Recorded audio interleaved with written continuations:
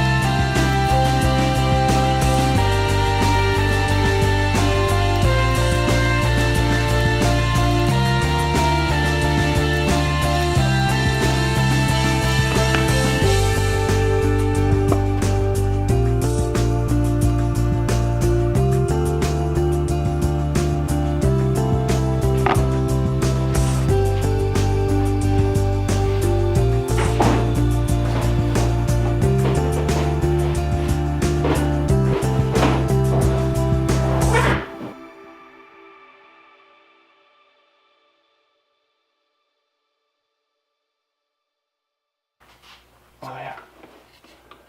In the picture he has like a really good mustache, so I thought if I try it out for it, it didn't work.